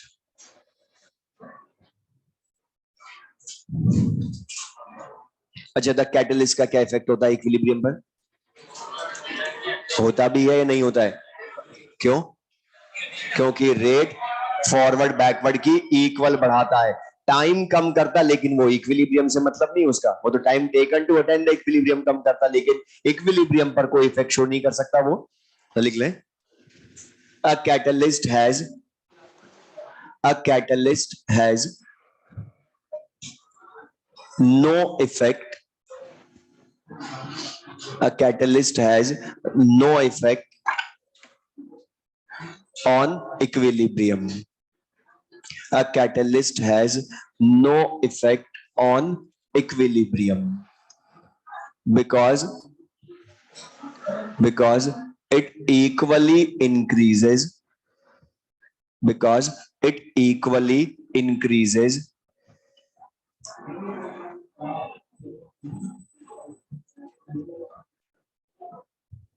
increases the rates of both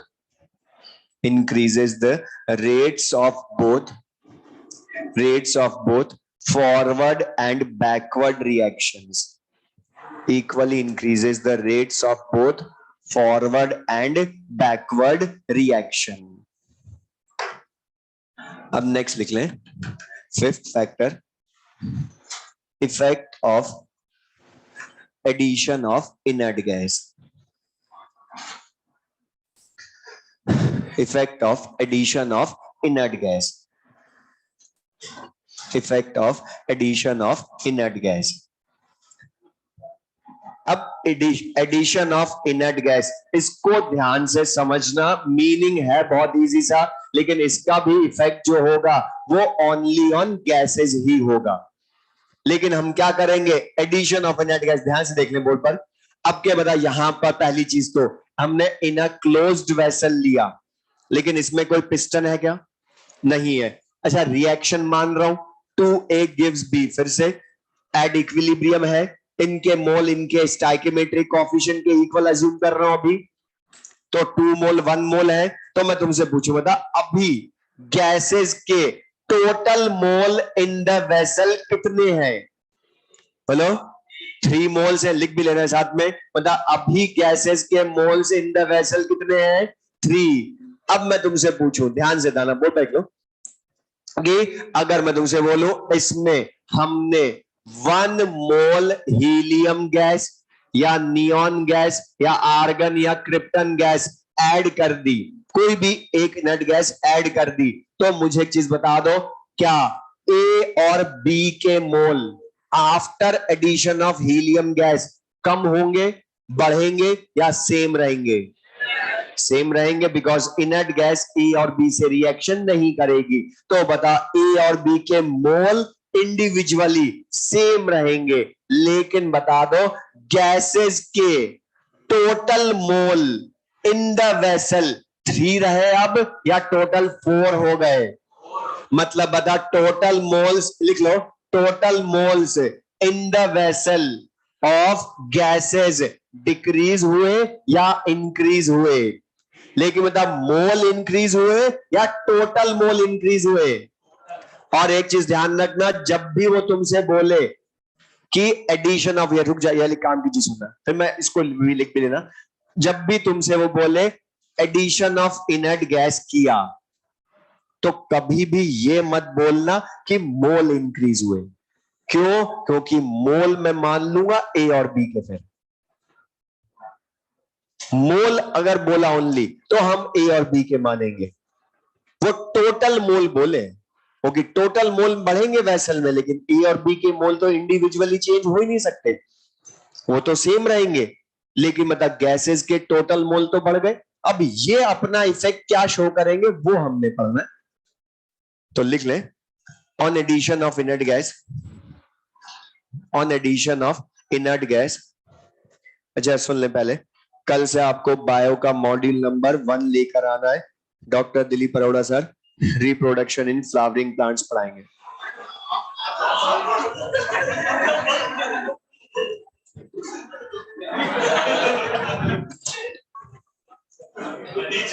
अगली क्लास का भी हो गया तुम्हारा, पढ़ लो ध्यान से। अब यहां पर ध्यान से देखना, इफेक्ट वापस लिख तो लो क्या बोल रहा था। On addition of inert gas, on addition of inert gas, total number of moles, on addition of inert gas, total number of moles, total number of moles of all the gases, of all the gases in the vessel, in the vessel always increases, in the vessel always increases, but always increases, but individual moles of, but individual moles of reactant and product, reactant and product remain same, remain same, remain same. Next point लिख लें, inert gas, inert gas, next point, can be added, inert gas can be added under following two conditions can be added under following two conditions. अच्छा, ये लिख लिया सबने? ये लिख लो फिर पहले.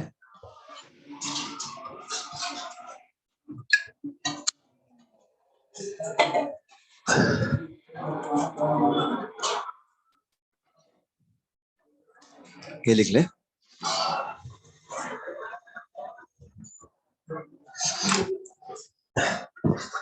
और ये ध्यान रखना, अब इसके बाद जिन्होंने लिख लेना.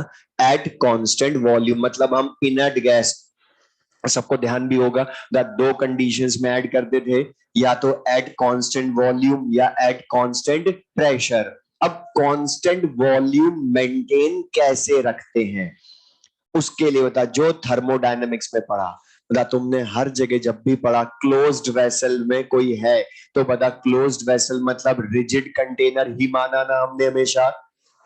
और बता रिजिड कंटेनर का वॉल्यूम कभी बदलता है क्या? तो बता ये जरूर लिखना है, at constant volume boundaries of vessel are rigid. कैसे मेंटेन रखते हैं प्रैक्टिकली वॉल्यूम, और वॉल्यूम यहां चेंज हो क्यों नहीं सकता? बता यहां पिस्टन है क्या? बता अभी इसके पहले जब हमने वॉल्यूम डायरेक्टली बदला था तो बता वहां पिस्टन था, इसलिए प्रेशर कम ज्यादा करने पर वॉल्यूम बदल जाता डायरेक्ट. लेकिन यहां तो पिस्टन है ही नहीं, ये तो boundaries of vessel are rigid. वो और बता कितनी भी गैस मिला दूं कभी वॉल्यूम बदलेगा क्या? क्योंकि बाउंड्रीज रिजिड है ना, चेंज कैसे होएगा वॉल्यूम? और गैस का खुद का वॉल्यूम होता ही नहीं, वो तो वेसल का वॉल्यूम, और वेसल सेम रहेगी तो वॉल्यूम ऑफ गैस भी सेम.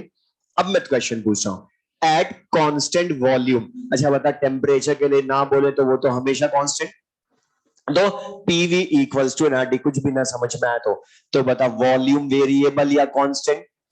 अच्छा आर कांस्टेंट, टेम्परेचर भी कांस्टेंट, लेकिन बता total mole in the vessel कम होंगे बढ़ेंगे? तो बता मैं इफेक्ट देखना किसका, एडिशन ऑफ इनर्ट गैस में हमेशा total mole in the vessel बढ़ने का इफेक्ट. अब यहां पर बता टेम्परेचर कांस्टेंट, वॉल्यूम कांस्टेंट, लेकिन बता प्रेशर के लिए कुछ नहीं बोल रहे तो वही बदलेगा बोल. तो बता P प्रोपोर्शनल टू N. अब मुझे बता दो टोटल मोल बढ़ेंगे, ध्यान से बताना, सिंपल सा जो सामने दिख रहा है अभी तुमने जो बताया वैसे के वैसे. टोटल मोल बढ़ेंगे तो बता टोटल प्रेशर बढ़ेगा ना वेसल में? टोटल प्रेशर बढ़ेगा वेसल में, तो मुझे बता दो मोल ऑफ ए और मोल ऑफ बी बढ़ेंगे, कम होंगे या कांस्टेंट? वो तो 2 और 1 ही रहेंगे, रिएक्शन तो कर ही नहीं रही वो उनसे. तो बता ए और बी के मोल कांस्टेंट.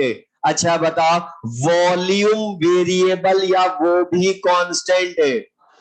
वो की बता रिजिड बाउंड्रीज है ना, प्रेशर वॉल्यूम को बदल ही नहीं सकता आपके, ये भी समझना, वरना कुछ को लगता है पहले तो प्रेशर बढ़ाने पर वॉल्यूम कम हो गया तो यहां क्यों नहीं हुआ, इसलिए वो लिखा है सबसे पहले. और बार बार बोलो पिस्टन नहीं है, वो boundaries of vessel are rigid. जैसे मान लो इस ये बता भी रिजिड बाउंड्रीज है ना रूम की, सब हमने क्लोज कर दिया, बता कितने भी मैं स्टूडेंट्स हॉल ले आऊं वॉल्यूम नहीं बढ़ सकता, जगह तो उतनी रहेगी, तो बता वो वॉल्यूम चेंज नहीं हो सकता है. तो boundaries of vessel are rigid, तो बता वॉल्यूम भी कांस्टेंट. अब मुझे बता दो जब मोल नहीं बदल रहे, ए और बी के वॉल्यूम नहीं बदल रहा, तो बता दो number of moles per unit volume मतलब N बाई वी, बता बढ़ेगा, कम होगा या ये भी कांस्टेंट? बता ए के मोल नहीं बदल रहे, वॉल्यूम नहीं बदल रहा, तो ए और बी के मोल बाई वॉल्यूम बदलेंगे क्या? मतलब कंसंट्रेशन बदलेगी क्या? एट इक्विलिब्रियम नहीं बदलेगी. और बता जब इक्विलिब्रियम पर कुछ बदल ही नहीं रहा तो इक्विलिब्रियम पर क्या इफेक्ट होगा? अरे बोलो कुछ इफेक्ट होगा या नहीं होगा? तो नो इफेक्ट, तो नो इफेक्ट ऑन इक्विलिब्रियम. तो addition of inert gas at constant volume का कोई इफेक्ट नहीं होता, चाहे रिएक्शन डेल्टा एन जी 0 हो, पॉजिटिव हो या नेगेटिव हो, कोई इफेक्ट नहीं होता है. लेकिन अब सुन ले ध्यान से, कुछ स्टूडेंट्स जो खतरनाक सोचते हैं वो कहां जाकर इसमें सोचेंगे वो बता रहा हूं, बोर्ड पर देख लो पहले फिर लिख लेना एक साथ पूरा. इसी का दूसरा एक्सप्लेनेशन, जो ली शैटले ने नहीं बताया था, लेकिन हमने बताया बाद में।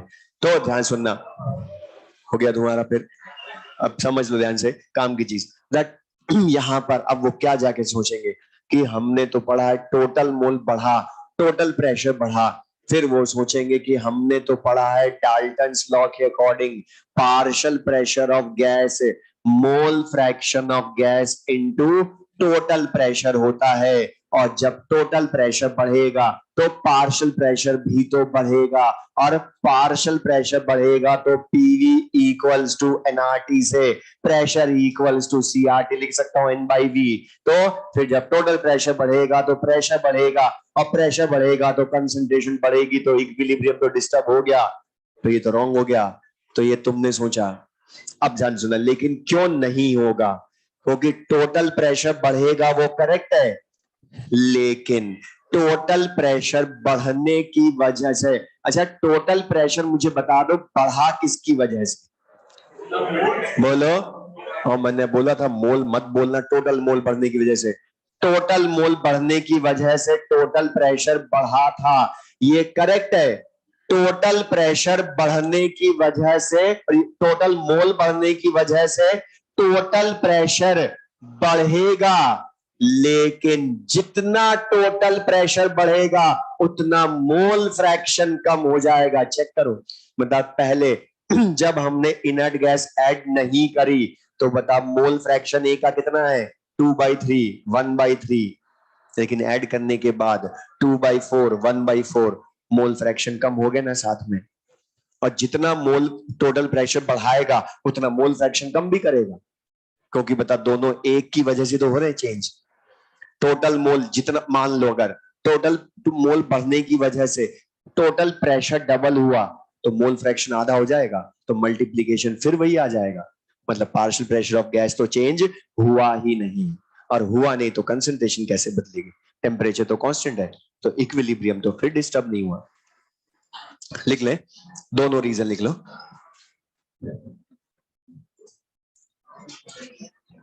Partial pressure of gas constant तो कंसंट्रेशन ऑफ गैस भी कांस्टेंट, और कंसंट्रेशन ऑफ गैस कांस्टेंट मतलब बता यही तो है N/V, number of moles per in volume, और ये चेंज नहीं हुआ तो नो इफेक्ट ऑन इक्विलिब्रियम।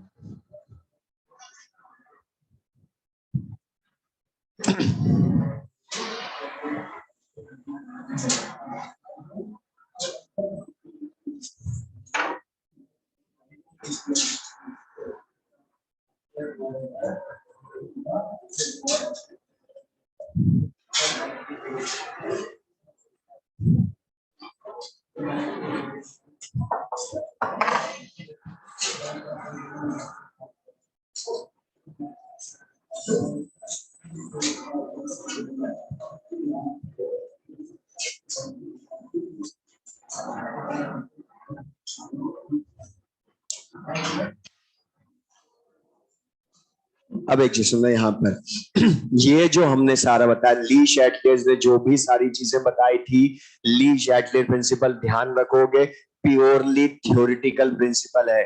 मैंने अभी बोला था कि ये ली शैटलेर ने नहीं बताया, क्योंकि ली शैटलियर की सबसे अच्छी चीज उसने कुछ भी एक्सपेरिमेंटली नहीं समझाया, सब थ्योरेटिकली बता के गया, लेकिन जो थ्योरेटिकली बता के गया सब सही है, तभी तो हम आज तक पढ़ रहे हैं उसको। अब वो बाद में हमने सोचा कि थ्योरेटिकली जो बता के गया वो सब सही कैसे था, तो law of mass action Dalton's law सब हमने सोचे बाद में उसको समझाने के लिए, लेकिन मतलब वो थ्योरेटिकली जो बता के गया सब सही है ना, और क्वेश्चन जल्दी करवाता है ना वो, इसलिए हम आज तक यूज करते हैं। तो बता मीनिंग क्लियर सबको ये। अब ये तो हमने बोला अब थोड़ा वाह वाह मत करो, पढ़ लो तो ध्यान से ये यहाँ पर, और ये आदत पड़ रही कुछ के नाम भी पूछ लो तो भी वाह वाह। एट कांस्टेंट वॉल्यूम, और तुम तो बोले ही मत, पढ़ लो ध्यान से, एट कांस्टेंट वॉल्यूम। तो अब एक चीज सुना, addition of inert gas, short में कंक्लूजन की एट कांस्टेंट वॉल्यूम ऐड करे तो बता इक्विलिब्रियम पर कोई भी इफेक्ट होता है क्या, क्यों नहीं होता, वो रीजन क्लियर है, क्योंकि ली शैटलियर का फर्स्ट है रीजन, ये तो हमने मैथमेटिकली समझाया बाद में, तो बताइए ये चीज क्लियर सबको। अब लेकिन ये तो हमने बोला एट कांस्टेंट वॉल्यूम ऐड करें इनर्ट गैस को, लेकिन सेकंड लिख लें इसकी जगह कांस्टेंट प्रेशर पर, और जैसे इसको सोचा वैसे वहां सोचना बस। लेकिन सबसे बड़ा डिफरेंस, अब के कुछ भी चेंज कर दो, प्रेशर नहीं बदलना चाहिए। ओके, कांस्टेंट प्रेशर है, और उसको प्रैक्टिकली मेंटेन रखने के लिए हम क्या रखते हैं, boundaries of vessel are closed होते हुए भी नॉन रिजिड है, मतलब फ्लेक्सिबल या स्ट्रेचेबल बाउंड्रीज है,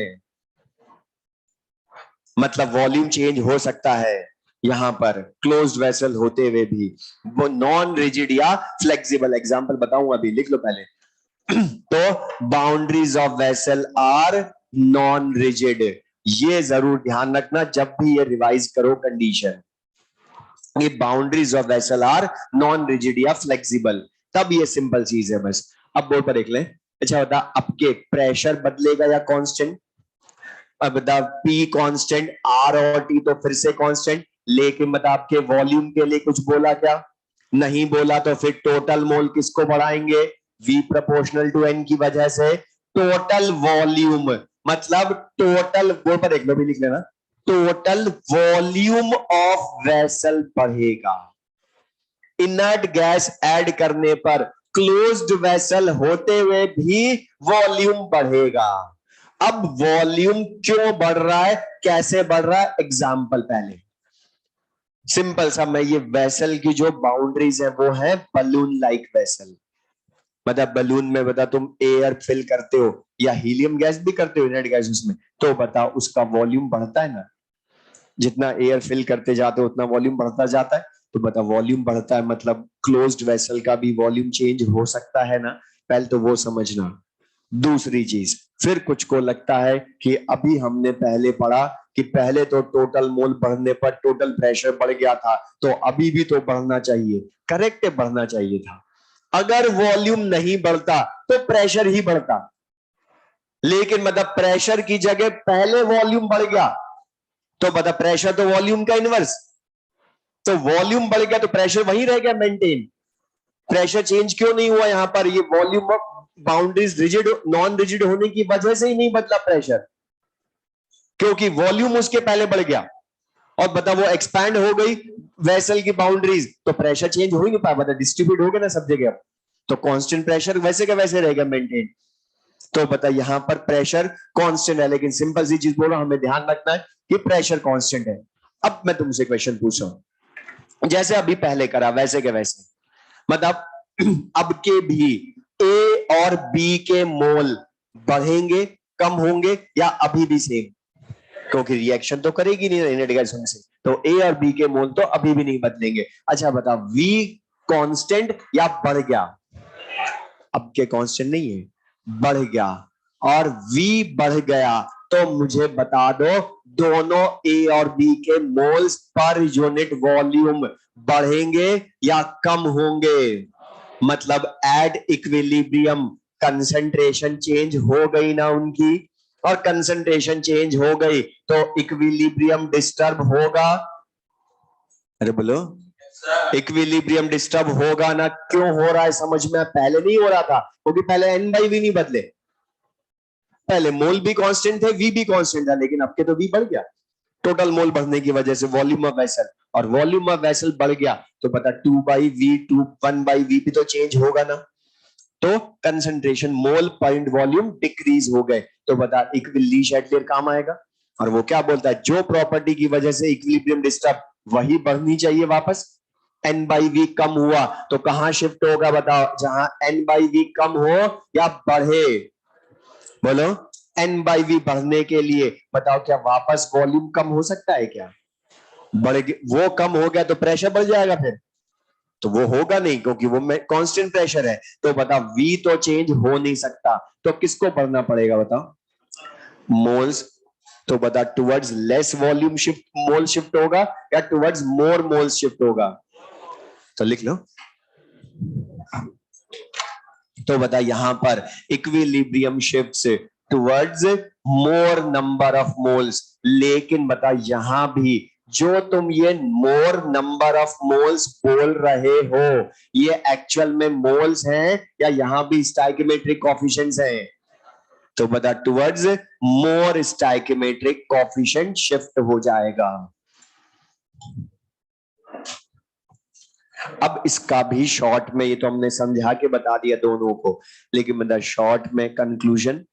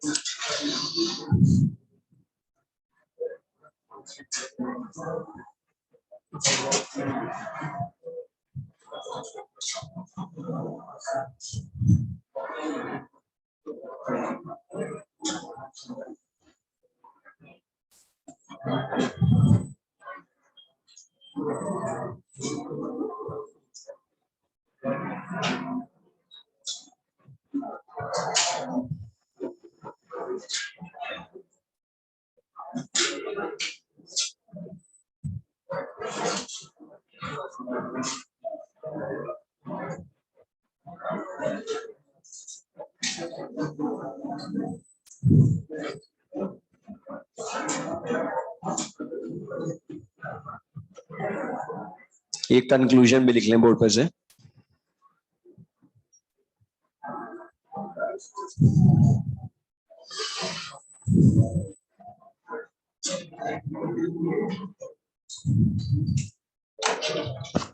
तो द शॉर्ट में कंक्लूजन कि addition of inert gas at constant volume हम ऐड करते हैं तो नो इफेक्ट ऑन इक्विलिब्रियम, या कांस्टेंट प्रेशर पर ऐड करते हैं तो बता हमेशा किधर शिफ्ट होगा?